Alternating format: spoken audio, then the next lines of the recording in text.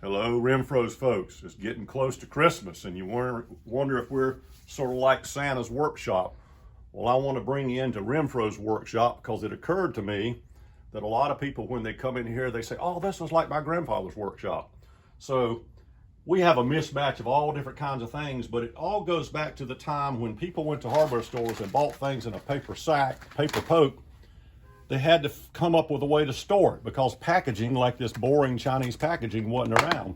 So you'd go home with your poke and you'd look around the house and find ways to store it. And we've inherited these things from so many old guys and from us here. Isn't that classic? It's a Band-Aid box, says screws. No barcode, that's an old one, but I know what's in there. Pill bottles make great ways of storing screws. Always have. Shoe shine cans. We got that from a customer that still had wire nuts in it. Well, that's a great way. That'll last forever. Of course, everybody remembers baby food jars and how they were screwed up under things. And we had them. My grandparents had them.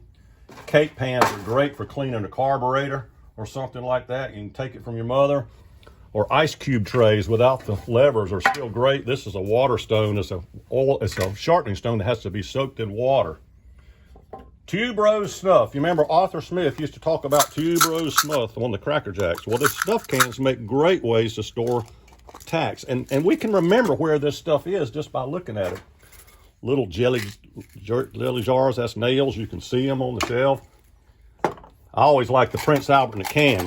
This has got drill bits. Well, when I was growing up, little boys and girls would do crank calls on the telephone, and they call places like Renfrow's that sold this and say, do you have Prince Albert in a can? And Frank Renfrow would say, well, yes, we do, a couple sizes.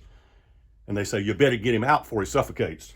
So Prince Albert is now reduced to storing drill bits. And his bride, Queen Victoria, I guess, is now reduced to a negligee store at South Park. So there's the British Empire in a nutshell for you. But all of these things, I think you would recognize, and you think it's quaint, but you got to remember your parents' and grandparents' days, we didn't have plastic packaging. And you didn't buy screws in a little bubble pack. You went home with 3 or 10 or 12. And they were all raised in a period of time. If they had a little screw, they'd store it so they needed it again. And if they had something where they were taking apart, they'd keep it in this.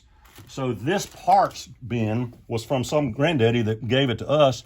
And everything in here had a point. So the next time you're cleaning up, don't make fun of your parents or your grandparents for doing this because it was out of necessity. And it's kind of the way we still function in here. So here's Santa's workshop. We'll see you next week. Maybe not. We might take a break next week.